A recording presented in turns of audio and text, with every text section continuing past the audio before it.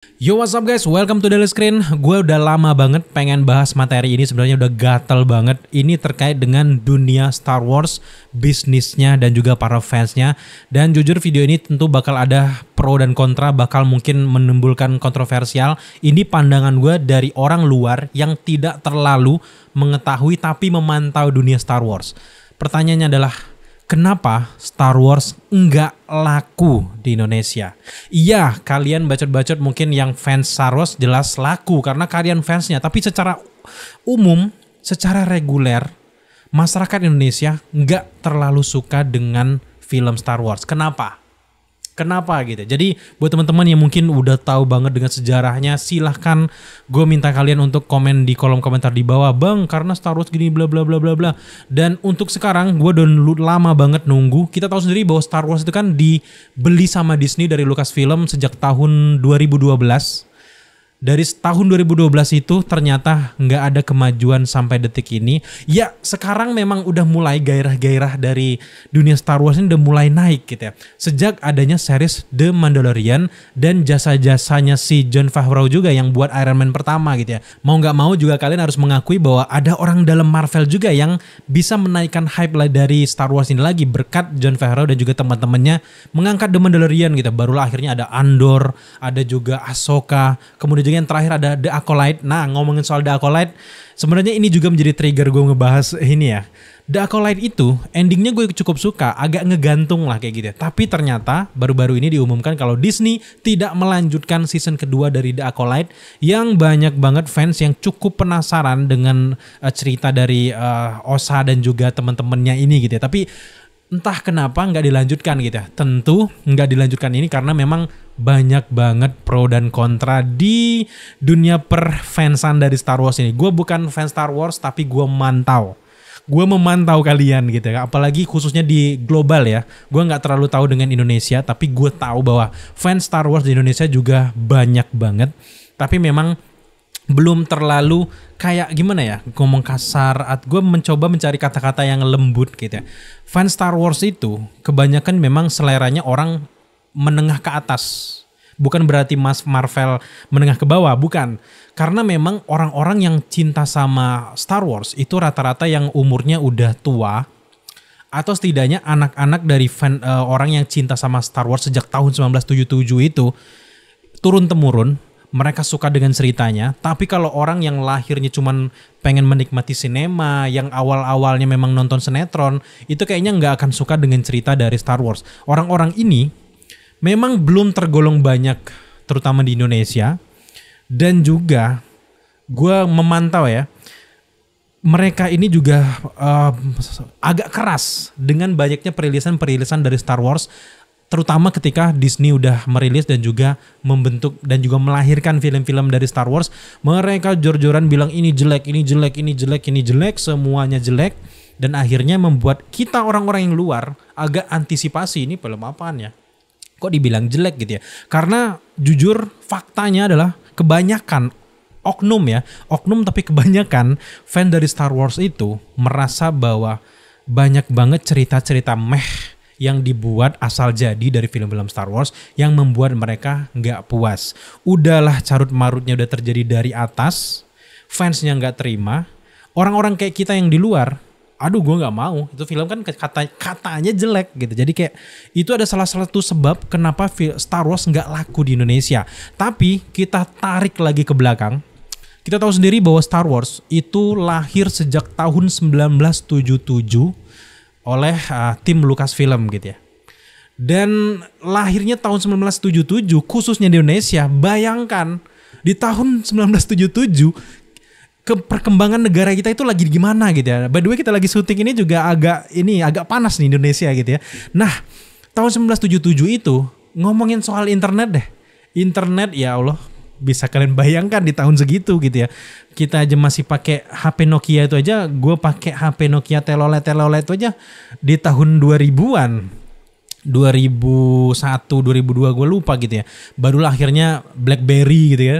Terus akhirnya Nokia, N-Gage dan sebagainya gitu ya. Inframerah gitu ya.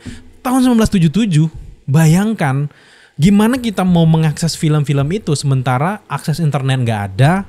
kemudian juga TV lokal juga nggak berminat menayangkan film-film Star Wars. Ya itu salah satunya mungkin selera Indonesianya nggak cocok dengan film-film Star Wars. Jadinya ya akhirnya generasi dari 70-an tersebut nggak terlalu mengenal Star Wars. Hanya orang-orang tertentu aja. Sedangkan di tahun 1970-an itu kita lagi fokus mau bangun negara.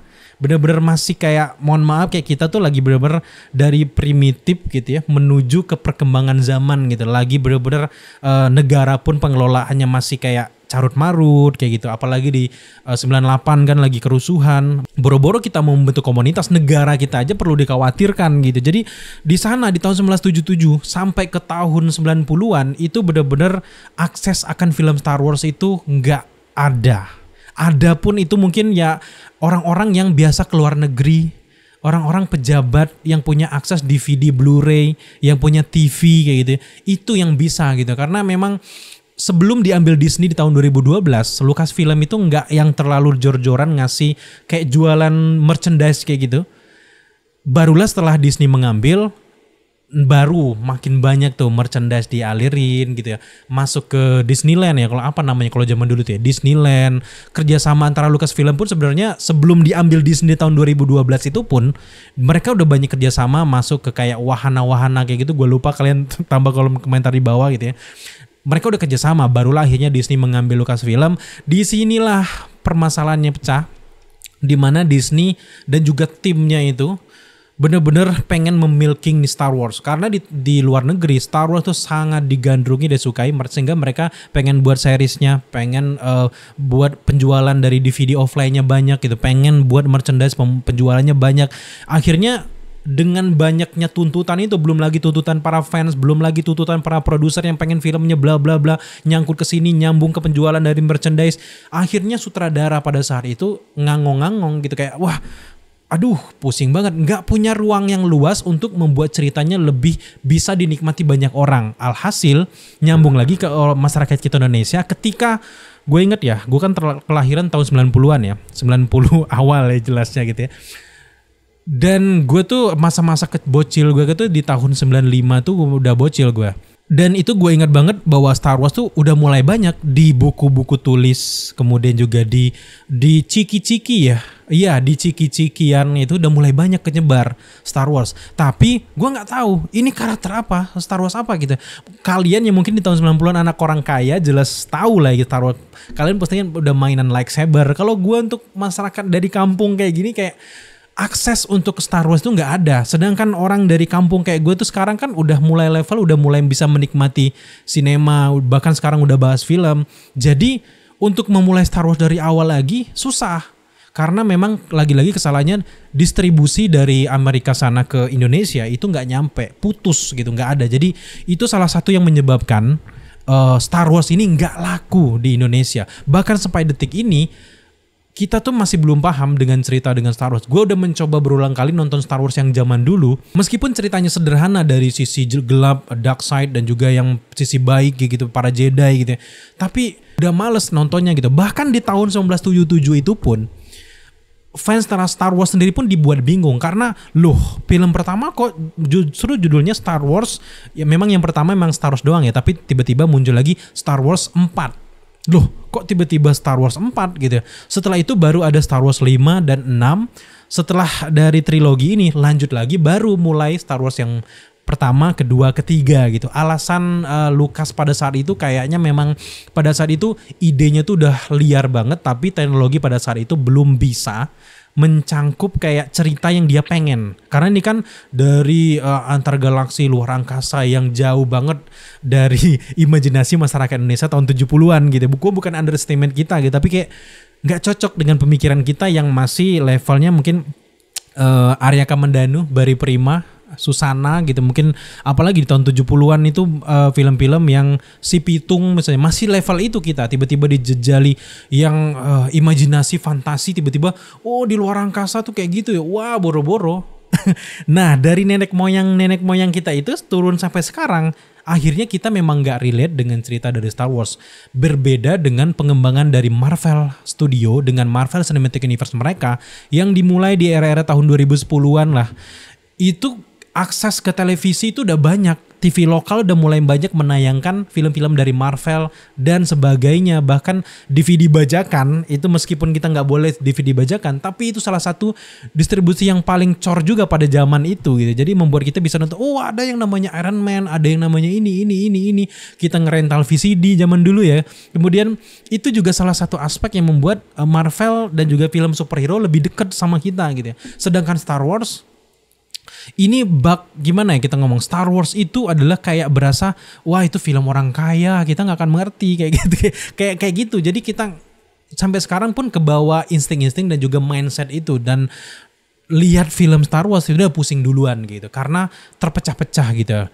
Episode 4 duluan, 5, 6 baru lanjut ke trilogi 1, 2, 3-nya, sequelnya bla bla bla bla, akhirnya pusing gitu. Dan tiba-tiba belum lagi sejak Disney ini, gue nggak bilang Disney ya, tapi sejak Disney mulai banyak menyebarkan filmnya, misi-misi SJW woke-wokean ini udah mulai banyak. Jadi sebelum Marvel itu udah kemasukan misi-misi tertentu ini, sebenarnya di Star Wars sendiri fansnya udah nggak heran lagi, dan itu salah satu yang mungkin banyak diprotes oleh para fans Star Wars karena itu sendiri. Nah selipan-selipan yang sebenarnya nggak perlu inilah yang akhirnya membuat ceritanya jadi meh. Lu bayangin aja Star Wars yang era sekarang ya, setelah trilogi sequelnya itu kan tiba-tiba ada cewek datang dari antah berantah, dianggap superhero bisa menyelamatkan dunia gitu ya.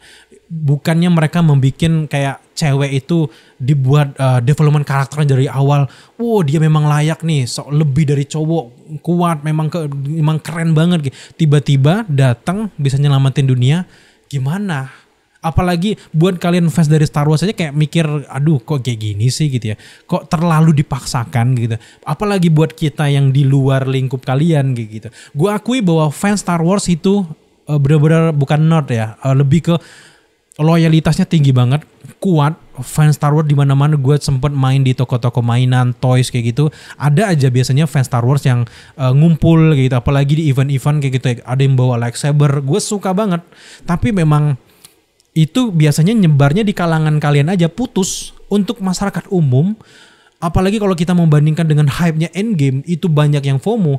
Itu fans Star Wars dan juga orang-orang di balik film Star Wars belum bisa membawa kefomoan euforia dari film Star Wars itu masuk ke film mereka untuk nonton gitu ya. Sedangkan yang terakhir kayak The Last Jedi aja tuh kayak apaan sih gitu.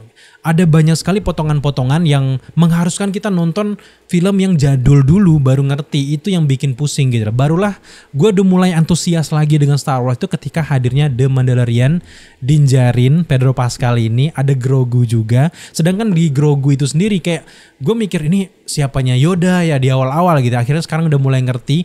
Nah sekarang tuh udah mulai bangkit lagi lah Star Wars. Tapi sejak munculnya The Acolyte kayak nurun lagi. Gue nggak tahu deh, kalian fans Star Wars pasti lebih paham lagi. Silakan tambahkan di kolom komentar di bawah. Yang jelas di sini bener-bener kepingan-kepingan Star Wars ini belum terkumpul dengan baik gitu. Lego-legonya ini belum tersusun dengan baik, sehingga gue nggak ngerti sampai kapan. Gue suka Andor, Ahsoka gue suka, The Mandalorian gue suka. Justru sekarang 2 film Star Wars, film dan juga series yang paling gue suka setelah era-era Disney mengambil Lucasfilm kayak gitu ya. Itu gue suka sama Rogue One yang di tahun 2016 sama The Mandalorian. 2 itu menurut gue adalah penyelamat dari Star Wars era sekarang. Kalian boleh setuju boleh enggak, menurut gue adalah Rogue One itu keren banget. Ceritanya tuh bisa dinikmati semua orang, enggak yang kalian harus jadi nerdnya si Star Wars tapi ngerti filmnya. The Mandalorian pun kayak gitu. Wah siapa nih bertopeng kayak gini. Wow, jadi kita pengen lebih mempelajari The Mandalorian itu siapa. Sedangkan di ceritanya kan dia sebagai tentara bayaran. Kalau di dunia Star Wars secara keseluruhan gitu nggak terlalu terekspos tinggi. Tapi dibuatkan series yang khusus kayak gini membuat kita ngefans sama si Mandalorian ini gitu ya. Nah sejak itu gue mulai gairah lagi gitu. Datangnya Andor, kemudian Boba Fett. Kita menjadi lebih kenal lebih dalam lagi gitu. Dan gue berharap banget bahwa Disney jauhkanlah kayak gitu ya, woke-wokean, SJW-SJW-an. Menurut gue harus lebih fokus lagi, para fansnya juga lebih ramah lagi. Gue gak bilang kalian gak ramah, tapi lebih kayak mengajak lagi gitu ya. Gue inget karena gue lebih expert di bidang comic book ya, Disney, Marvel Comic, DC Comic, itu kan yang bikin kesel adalah para fans yang paling sok-sok ngerti tentang komik. terutama itu banyak yang gue temuin itu adalah di DC fans, terutama di DC Comic.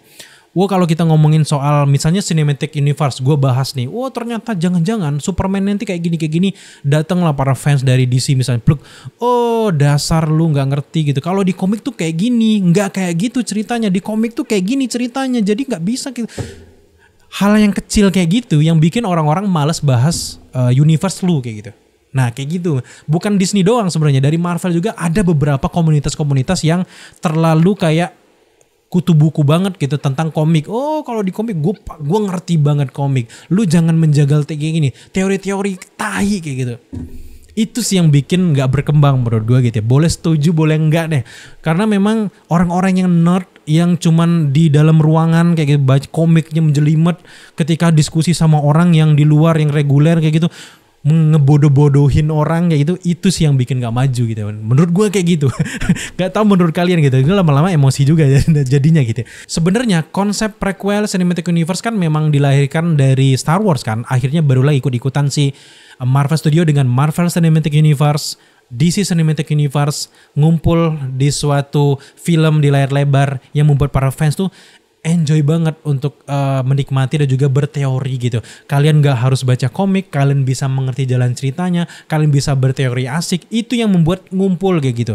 Jadi menurut gue untuk oknum-oknum para fans dari Star Wars, kalau ada orang-orang baru, jangan dibodoh-bodohin kayak gitu. Jangan kayak, oh nggak kayak gitu. Lu ke kesini lu harus beli lightsaber dong, yang harganya ratusan ribu gitu. Gitu melongo aja jadinya gitu. Lu harus ngerti ini dark side tuh kayak gini, bla bla bla bla kayak gini. Jangan menghardik menurut gue gitu. Jangan terlalu kutu buku gitu. Nah, menurut kalian gimana? Pembahasan kita kali ini kayaknya cukup aja deh, jangan kepanjangan. Gue paling seneng kalau ngomel gitu. Jadi kayak ini bisa sampai 2 jam lebih gitu ya.